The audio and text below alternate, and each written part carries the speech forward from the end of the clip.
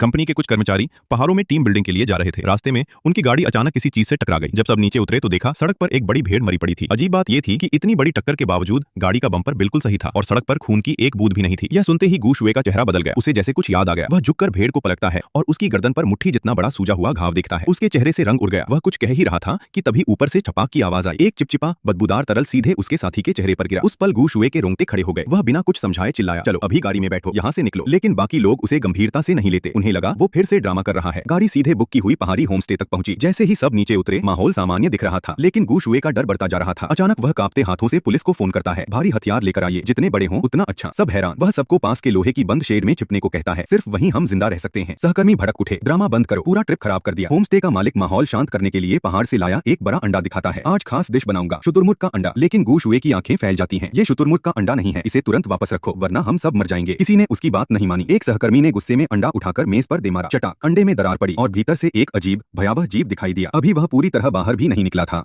कि उसने कान फाड़ देने वाली चीख मारी। सब स्तब्ध। जिज्ञासा में लोग पास गए और अचानक उस जीव ने एक आदमी के हाथ पर जोर से काट लिया। दर्द से तिलमिलाकर उसने हथौड़ा उठाया और उस नवजात प्राणी को कुचल दिया। गू शुए चिल्लाता रह गया, मत मारो, तुम नहीं समझ रहे। लेकिन अब देर हो चुकी थी। उसने धीमी आवाज में कहा, अब सब खत्म, माँ आने वाली है। सब हंसे, डायनासोर आएगा क्या? उसी समय बाहर जंगल में पेड़ हिलने लगे। भारी कदमों की आवाज, जमीन कांपने लगी। किसी ने मजाक में मोबाइल निकालकर कहा, अगर सच में डायनासोर आया तो लाइव स्ट्रीम करूंगा। तभी स्क्रीन पर पीछे कुछ विशाल सा हिलता दिखा। सबका खून जम गया। गू शुए फुसफुसाया, जिसका बच्चा मारा गया है वो कभी माफ नहीं करती। अगले ही पल एक विशाल छाया घर के ऊपर से गुजरी। खिड़की के बाहर एक विशालकाय आंख चमकी। अब सब समझ चुके थे ये कोई मजाक नहीं। वे जिस अंडे को तोड़ चुके थे वह एक डायनासोर का था और अब उसकी माँ उन्हें ढूंढ रही थी। दरवाजा जोर से हिला। पहला बार, दूसरा बार, लोहे की दीवारें कांपने लगी। गू शुए ने आखिरी बार कहा, मैंने चेतावनी दी थी। कैमरा अंधेरे में डूब जाता है और बाहर से आती है एक भयानक दहाड़।